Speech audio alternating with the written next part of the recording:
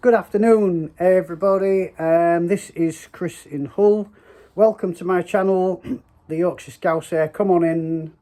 There's something a bit different today. I've got a special guest with me, Mr. Tom Gibson, the clerk of the Guild of the Freemen of the City of York. A man with a huge depth of knowledge. So tune in, enjoy. He's got a lot of things to teach us. We've had a chat before on up, Tom. We have. And I'm still lost. So I'm not like Michael Parkinson or Wogan, but this is kind of like an interview. But Tom's going to do most because he's the expert. So in a moment, we're going to turn around, we're going to have a look at some of the artifacts that he's got, and he's going to go through it. So it's over to you, sir. Fair enough. Thanks very much, Chris, for coming and asking me to do this. We're not going to be talking about the Guild of Freemen today, though. Okay. You've asked me to do something of my profession, which was archaeology. Yes. And we're going to look at Anglo-Saxon Viking life a little bit. I've got some artifacts to show. Okay. But so people know who I am, what I am. Yes, I'm clerk of the Guild of Freemen of York. I'm a past master. I'm immediate past president of the national body of freemen. Freemen rather than Freemasons. People do get them confused. Okay. And it's also nothing to do with sovereign citizens or being above the law or anything like that. Freemen were actually the people who were free to trade in a borough. In York, it was anywhere in the city you had to be a freeman in order to learn your trade. You learnt your trade through apprenticeship. Once you passed your apprenticeship, you became a freeman and a member of the guild that oversaw your trade. Right. Everywhere except in the Free Liberty of St. Peter, which was around the Church of St. Peter here in York, more commonly known as York Minster. Right. And there was a free market round there where anybody could come and trade, but the quality of the goods was not guaranteed. Right. So you might be buying rubbish. Okay. Sounds like something we could do with today, doesn't it, really? But I was also an archaeologist in the city, specifically for many years. I was one of the management team at what was called the Archaeological Resource Centre here in the city, now called the Dig.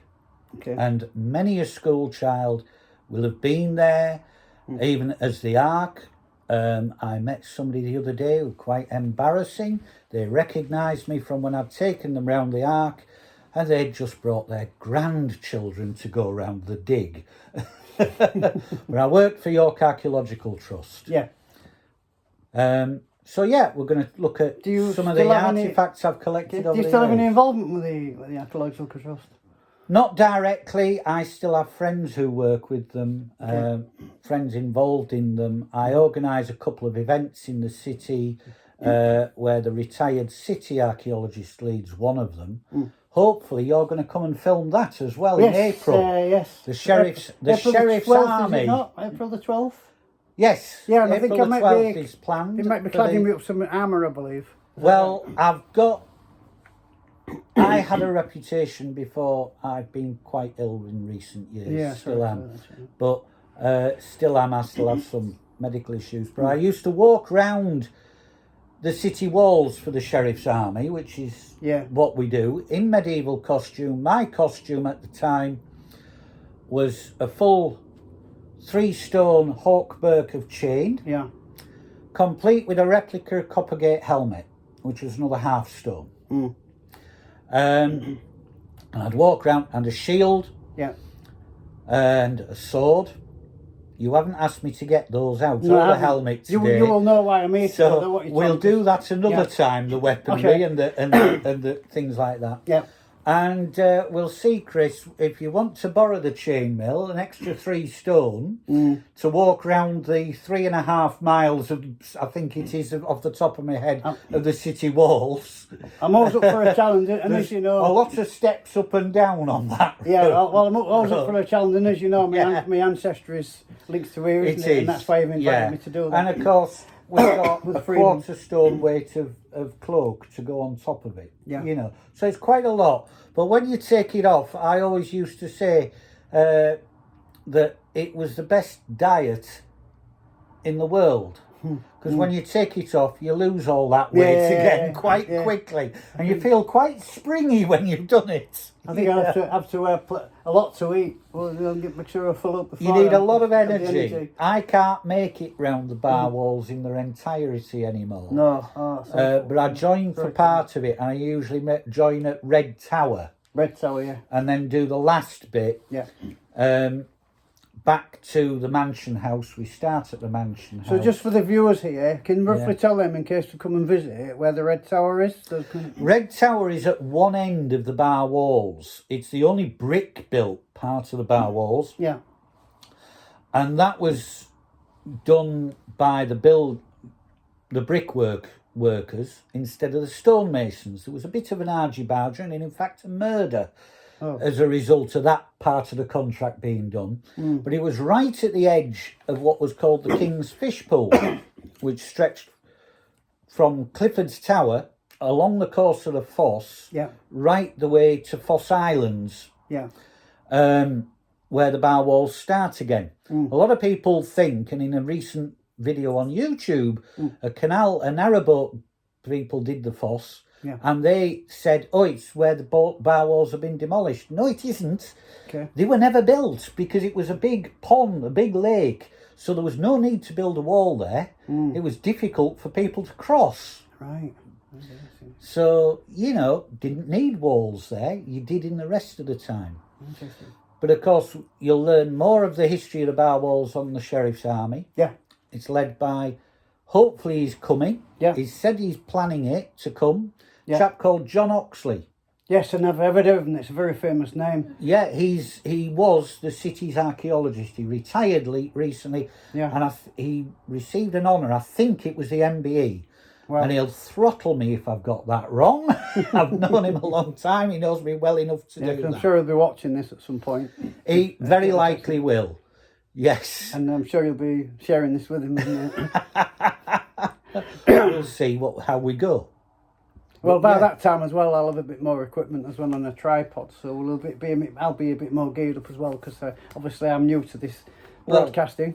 This is it. You've got to start somewhere. Absolutely. And you build up from there. That's it. Rome wasn't built in a day, was it? No, exactly. I've been collecting some of this, and this is just a small sample of it that we're going to show you. I have done talks to local history groups with the whole lot there.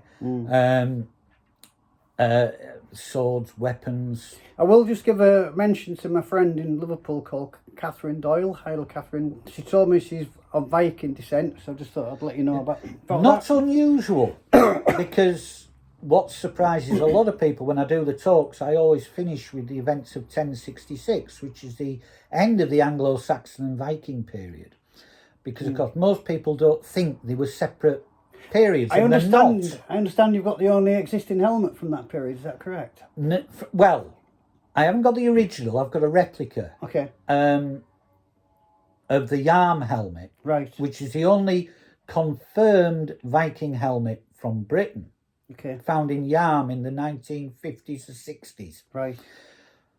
Outside the Methodist Church, which I don't know whether that says something or not, but just outside there. Yeah. In Yarm, which is a unique building in itself. Excuse me. But yeah, the Vikings didn't leave. We had 3 major events in 1066. Battle of Fulford, Battle of Stamford Bridge, and some skirmish in some place called Hastings, that ended them all. And people think, well, okay, that was the English against the Vikings at Fulford. Yeah. Same again at Stamford Bridge, but especially with Harold's army just to put in there, for anybody football fans, that isn't Chelsea's ground. Not the football ground, no. I just thought I'd add that into a bit of humour because...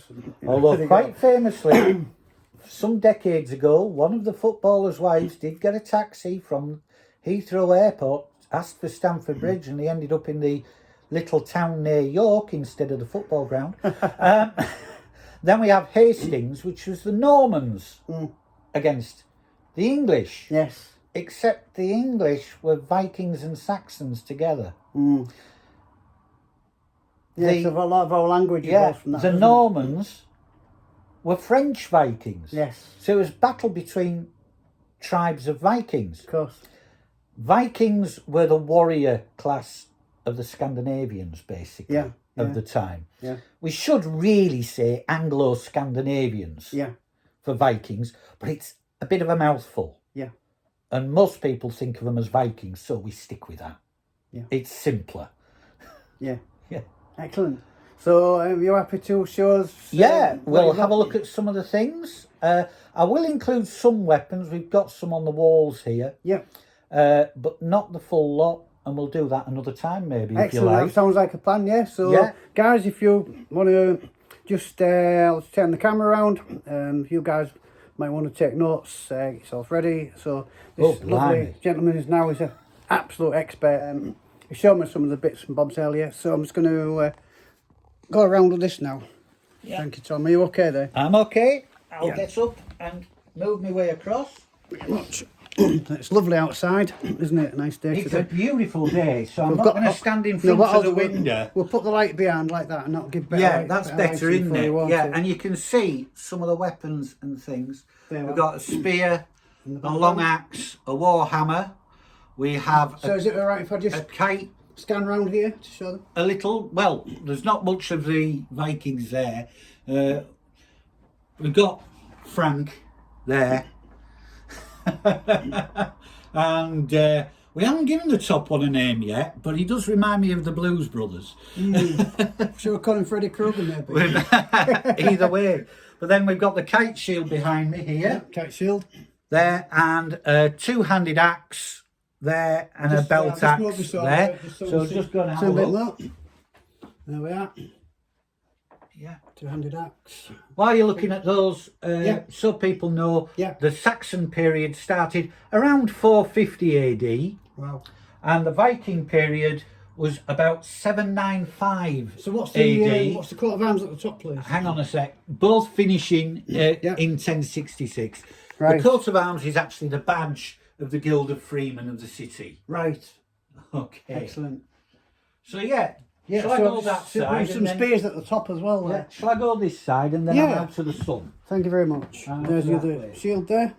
Yeah, there we are. So and we'll have a look at the bits we've put out on the table here. There's a fair variety of the life. So what I'll do, guys, I'll just pause this while we set this up, and we'll come back in a moment. So it will continue. Just a quick pause.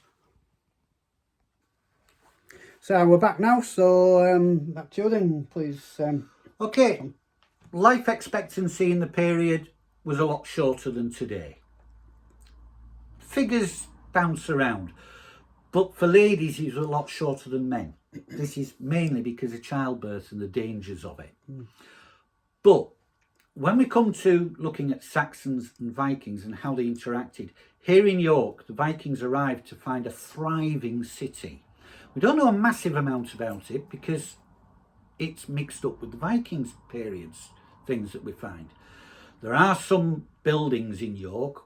There's the Anglian Tower, which is Anglo-Saxon, in the Museum Gardens, near the Multangular Tower, which is Roman. So there's little that we know about it individually, which is why it was often called the Dark Ages. But we do link it with the Viking stuff that we find an awful lot of. Here in York, we're very, very lucky. The ground is waterlogged, which means that it's sealed off from the air.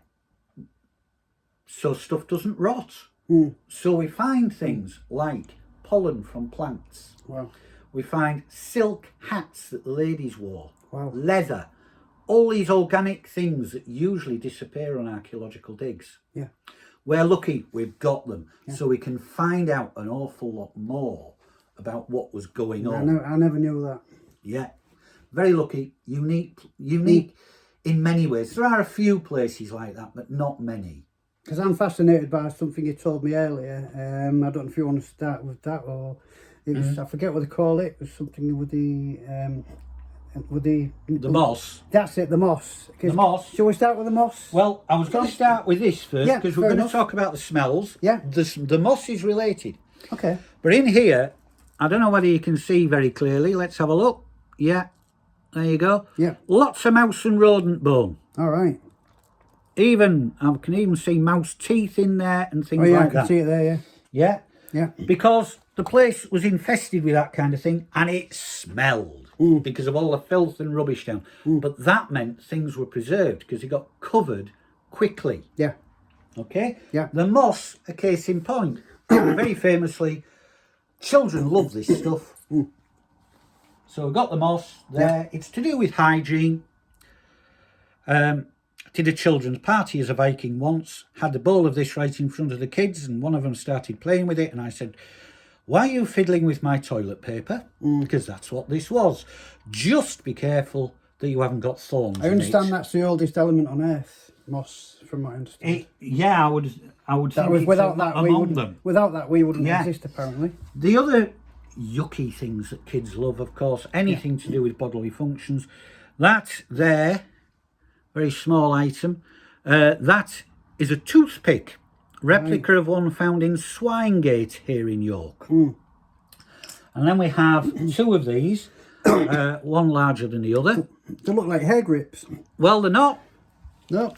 These are earwax spoons. Oh, right. So we can tell they had quite a bit of hygiene. Actually, when we look at those and you look at modern ones, you can see the relation between them. So, This is what attracted Saxon women to Viking men. right. Saxon women liked Viking men because they bathed more than once a year, which is what Saxon men did. But they couldn't marry them No. because Vikings weren't Christian. I see. Okay. However, for a Viking man, adding another god to the list Yeah. was no problem. So they become Christians so they could marry the woman they fancied if they so wanted. Didn't mean that they didn't practice for their other gods as well, but they also tried to avoid the tax that the church would charge on them by having a Thor's hammer one side, for example, and a cross the other side, so they could turn it round as it suited. Okay, hygiene again. These are interesting. We've got combs, and we find combs like these. This one's made of horn, quite simply cut out of horn. This one is a little bit more complicated. It's made of an antler. Right. And it's made of several different plates. You've got the long ones, two of those, one each side, as you can see just there, and then squares of antler. These were riveted together and then the teeth were cut in. Now, there is a clue that tells us that that is the order they did it. I'll move this closer to the camera and angle it slightly, and you can see notches in the handle where the saw has gone a bit too far. That is quite authentic. This is a replica of an actual one, and that's what happened there. Now these, yes, they were used to keep the hair neat, but they were also used to keep the head lice under control. We have occasionally found them with their Viking age head lice stuck between the teeth. It wasn't the only method. We know from writings of the time that were done by the Saxon monks that they had other methods of doing it. One of which was to fill a bucket with cow urine, let it go stale for 3 weeks, and wash the hair in it. We have no idea at all whether this actually would be effective against head lice, so don't try it. The reason we don't know is because we've never found a volunteer to try it with. We do know that because of the chemical composition of the urine, it would have turned the hair blonde. Right. So, blonde women, there you go. That's why they get the reputation. Okay, I got it. Okay. Children, when they could walk, would be taught some of the chores of the house. They were expected to join in. One of those would have been spinning. Oh, yes. This one's in a bit of a mess from the last time we did a talk. Spinning fleece into wool using a drop spindle. You see where the spinning top comes from. So as soon as they could walk and they had the coordination, they would be expected to join in. Weaving was done on looms. Most houses had them. And this is a loom weight. Can I feel the weight? You can, indeed. That is quite heavy. Yeah, we've got a couple of different types. We usually find them in this state. Right. Okay, but we think this is the state that they actually used. Yeah. There is a difference. Yeah. This one has been baked in a kiln or a fire. Is that one heavy? Still heavy. Yeah, that one's still clay. A little bit heavier, that one. Yeah. We, at the Ark, we had a warp-weighted upright loom that children used, school parties used, and they kept breaking. This type, because they're brittle. Okay. So we did some experiments. Would it work if we just let them sun-dried? Well, they powdered, left quite a mess on the floor. This one was left to sun-dry, then gently baked. And that seems to work. And then we look back at the archaeological record. Yeah. Every house we had found the loom weights in had burnt to the ground.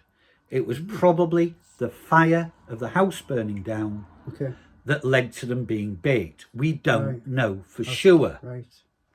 But that is one theory. They'd also be expected to take part in cooking. So we know toilet paper, we got cesspits, so we know some of what they were eating. Is this leading us to the barley? Is that barley? There is barley there, there's an awful lot of barley. Because I like my whiskies. Awful lot of that. They would make beer out of this. Yorkshire Distillery have a lot of that. They'd make beer out of this Yeah. as well, because the water was unsafe to drink. Right. The process of making beer, heating the water up, boiling it, then bringing it down to the temperature to put the barley in, purified the water. They didn't know that process was why, we think, but they knew that beer was safe to drink, water wasn't, because of all the pollution from the cesspits, from the rubbish, from the ships, that kind of thing. We've also got an awful lot of shells. Some from the coast. Razor ones there, isn't there? Yeah. I found a lot of them in Some Finley. from the coast, because, of course, York was a big trading centre when the Vikings arrived. Yeah. They kept it as a trading centre. Population, by the way, thought to be around 30,000 people at the time. Wow. Believed to be the largest settlement of the period. But we also found hundreds of these. You might have these at Christmas. You might have them on special occasions. I doubt there are many people who eat them every day these days. No. These are oysters. Okay. Very, very common. We found tens of thousands of them on digs in York. So we know they were eating an awful lot of them. Okay. I'm just looking at that in the middle. Is it coral? No, that's another shell, but it's got barnacles on it. Oh, yeah, I can see it now, yes. Okay. Yes. We also have bones. So they were eating a lot of meat. They could preserve meat by salting it. We have venison. That's a metatarsal from a deer. I was just going to say that's that's a bit dear. Yeah. Isn't it? That way, two of them, and it'd be 2 deer. Then we have the metatarsal of a cow. Now, this is also related to them having fun, which I'll touch on briefly. Just to put that in simple terms, for anybody who doesn't understand metatarsal, that's which part? It's basically that bone. Okay. From the front leg of a cow, Yeah. in this case. And they would take these after they've eaten the meat off them, flatten the bottom, drills in, one on tied to each shoe in the winter, and push themselves along the ice with sticks. This is basically a Viking Age ice skate. Yeah, and also an example of recycling. Yeah. Okay. We also have evidence of pigs. We have a pig tooth there. Another evidence of cow tooth. Pig teeth, very similar to ours, because we're naturally omnivores, just like pigs. Yes.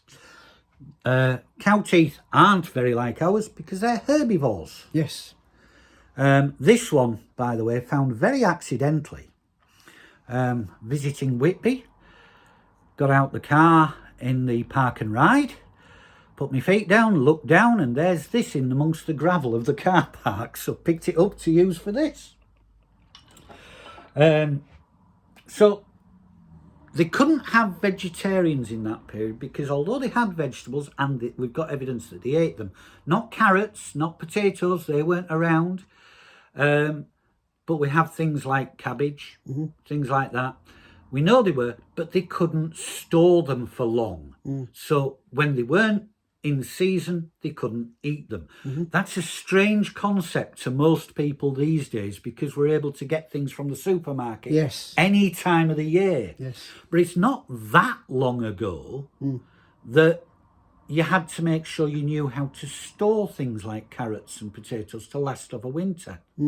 It's also why the Christian church adopted other religions and pagan religions' practice of fasting through Lent. It wasn't a choice. No. It was because of the scarcity of foods, of the variety of foods for that period. It's the leanest time of the year. I'm just fascinated by these spoons here. I'd like to, for the benefit of everybody, and they look quite old. Yeah, they're also a sign of wealth. These are pewter. So they had metal workers. Do you mind this if is coming on to the crafts and the wealth. You can, yeah. Show that to the camera. There we have various ones. We have a tiny one here made of horn. These are modern. These are modern. Replicas. Right, and we have spoons made of horn. We also have spoons made of wood. In this case, ash. Yes. Okay. It's a nice colour, that, isn't it? So those are some of the crafts that are going on that the family would all have participated in. The crafts and the earning of the money was the men's role. Women owned and looked after the house and the family. But they owned it. The men didn't. Right. But unless they were widowed and had no children, the women couldn't earn money. This is something that passed on right through generations, even with the freemen. York was quite unique in medieval times where the freemen are concerned, because we actually admitted women as freemen through apprenticeship as well as men. And that, the only place that is, these days, of course, everywhere that admits freemen admits women as well as men. But in medieval times, the Victorians were the worst. They stopped women getting it in York. We rediscovered it in the 70s. And in fact, on the court of the guild, there's more women than men these days. That's good, Fantastic. And it's women power, exactly. Doesn't matter. So just a couple of more things in. I'll cover some other things. We've got a Viking matchbox. Flint and steel with a fungus kindling. To light the fires. Another job for the children. We believe.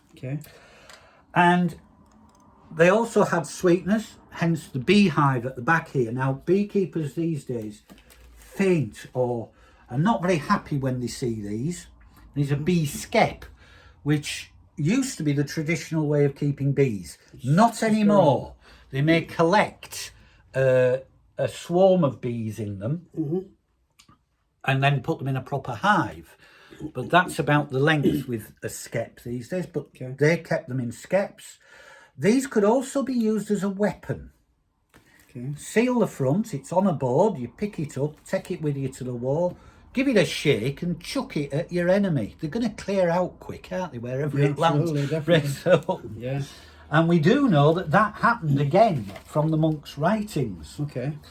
Every household would have had an axe, of course. So every household had at least one weapon to defend themselves if they wanted. But of course they needed wood, they needed things like that. York at the time, despite being so big, was surrounded by forest.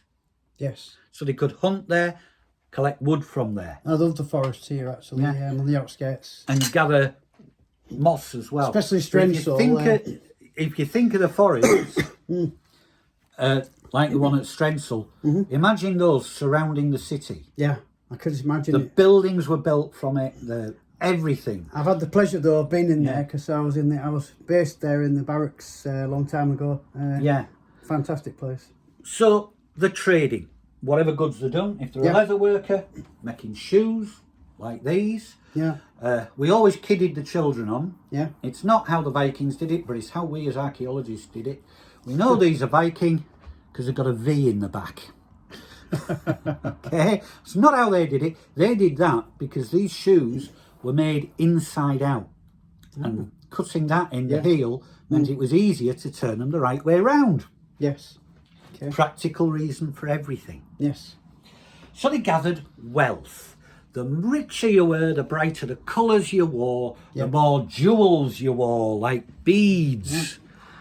A good selection of beads there, all different colours. Yeah, and what have you. You would have things made, well, of amber. Well, amber's lovely. We've got stone, some isn't it? chips of amber. It's actually the sap from trees. It's not a stone. Okay. It is amber. It just feels like it. Jet. Very common in York because, of course, we're not far from Whitby. Yes, of course. Easy to trade. Again, the rivers and the sea are their motorways. And hence the only two cities that have got Whitby Jet is York and Whitby. And they've got a watch shop as well, which is one of the... Yeah, we've got shops for that, but you don't find Jet around York. No. Okay? Now, I'm going to show you a bead in a second. Okay. It was found during a live dig with Time Team. Yeah. Time Team, was that Tony Robinson? Tony Robinson. Yeah. Found by me. So he was on Channel 4? I was on the Warmgate dig for them in 1999, the live. Because I used to watch that. And Brilliant. this, or something similar to this, turned up in the soil samples that I was processing through a concrete mixer. Wow. Very exciting. It looks brand new. It is. This one is. It's the closest modern glass bead makers who specialise in making replicas can get to the actual bead. It's about 98% there, I would think. It's not quite perfect. Okay. But it's there. And it's one of my prides to have found that. The Warmgate bead, usually on display in the Yorkshire Museum. Yes. Okay. Fantastic. Thank you for sharing that. It's amazing, that, isn't it? One of the more recent finds was found in Hungate. Very, very surprising because it's pushed back the history of this material centuries. Very popular with the Victorians. Yeah. Very, very rare. Only found in one place in Derbyshire. Okay. And that's this stuff. Blue John. I've heard of Blue John. Yes. Isn't it found in the caves? Found in caves. Let's have a look at that. And we found one ring. There's a place where you can visit to see this. Yeah. We found one ring with a tiny piece of Blue John in it. Wow. And it's pushed it back centuries. Look at that, guys. Isn't the that good? Victorians loved this stuff and mined it out. That's why it's so rare. You can understand why. It is nice. It is beautiful. It is nice. Okay. So these are all... I've heard of it, but that's the first time I've seen it. These are all signs of wealth. Yes. Okay. Of course, they had coins. Yes. Very famously, you can strike a replica coin that was found from the dies that were found in Coppergate, where the Jorvik Centre is now. And you can strike a replica coin there. Yeah. Based on 2 of the half dozen dies that we found. But the coins were very different to the ones we have these days. This is an example. Made of silver, sort of made of the material. And it's not the coin that's valuable, it's the weight of the material. Right. Okay. So this was a penny, that's what it was known as. And if you were only going to spend half a penny, or buy goods to that value, you could have traded goods or using coins, then they would weigh it and cut the appropriate amount of silver out. So you ended up with a half coin. Right. Okay, so that's how much you'd be spending. If you're going to be spending a quarter of that, you would cut it into a fourth, as they call it. Yes. And this became a fourth thing. The name carried on and became farthing. And do you it's think where the name comes from. I'm kind of having that train of thought then when you said it. But they could also trade then penny and farthing. Yeah, they could also trade with hack silver, i.e. or gold. Yep. Armbands, Like these ones are brass, not gold. I'm not that rich. But they would cut the weight of it off to trade with. Yeah. And armbands were awarded for bravery, of course. There was a bit of fun to be had, of course, and one of the problems with having wealth around was gambling. Okay. And we find these in dice or die. Yeah, I'm just have hold of one. Yeah, they're not original. They are replicas, so yes, of course you can. It's made of bone. We should be safe, of course. I'd like to show you guys, we'll see a little bit to enlighten the moment, like to see a little bit of magic for the dice here. So every sign adds to 7, doesn't it? You've got the 6. Actually, wait a minute, it's different, that one. Yes, it is. You've got the 6, 5, then they've got the 6. Strange, actually. Then you've got the 2 there. Yeah. And you've got the 1. This is different. It is, they are. Because the ancient, the older the dice, the more random they are. That's interesting, because the 4 and the 3. It's the modern manufacturing where you've got to do them with a machine. That means that you've got to have them in a set pattern. And what I'll do, we'll try a little bit of magic here for you, Tom. As you can see the 6. And what's on the other side, please, Tom, in front of you? The 5. So there's the 5. So if you can watch the 6 and the 5, but it's not a 5. It's a 4. So the 4 is now, the 6 is there. Go back over, you'll see the 5 there. See the 5, Tom, there's the 5. There's the 6, there's the 5, and once again, it's a 4. Yeah. So I'll give those back. I hope you enjoyed that. Okay, I'll finish on one little thing that every TV company, every film company get wrong. Okay, well this will be interesting because Mark everything. Holland, hopefully the director of the movie The Painter, we're currently filming. For the benefit of you, sir, and the name of the crew that I'm working with in the cast, we'll learn something here. Yeah. I've mentioned horn. I showed you the comb made of it, and I've shown you a spoon made of it. You may have wondered, how come on the spoon we get the bowl at the end? That's because horn behaves like plastic. Warm it up and you can bend it. You will be familiar with mugs like this. Yeah. From TV film, Vikings, Game of Thrones, Last Kingdom. The basic mistake every single production makes is that's supposed to be full of beer and they hold it with that. It's not strong enough. Right. They held them like that. That is, if you follow me with the camera, Chris. Yeah. I'm going down. Yeah. There's my belt. You clip it on to carry it around. Yeah, thank you for that. It's a soldier's mug, is what they were called. So they could carry them round like that. Yeah. When they're marching anywhere. And then later what have you. So take it off. Take her on to you. You can actually see why now. So yeah. You can see why now, and that's pretty weighty as well. Yeah. Quite weighty. I do drink out of that occasionally. Excellent. I have got 2 traditional drinking horns up on the top of my wardrobe over there. Well, I'm thirsty now. One of which is a yard long. Yeah.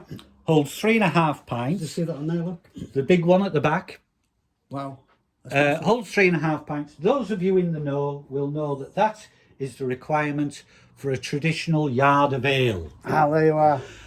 And when we have the sheriff's assize of ale each year, I have been known to take that along and see if anybody would buy enough beer to be able to try and do a yard of ale out of it. Nobody has yet. Incredible. Okay. Yeah. Is that all right for you, Chris? Absolutely, 100%. Thank you very much, sir. That's a pleasure. It's a pleasure. We'll come back and do the helmets and the weapons and what have you another time. Perfect. So thank you for joining me today, Tom. A pleasure. Guys, I hope you enjoyed that. It's been absolutely, it's been mind-boggling. And I'm going to have to watch this over and over myself to listen to all of that again. So enjoy, guys. You love this. Subscribe to the channel, share, and put likes, please. and we'll go from there. And thank you very much again, Tom. Thank you. Thanks so very much. much. Thank you. Thank you.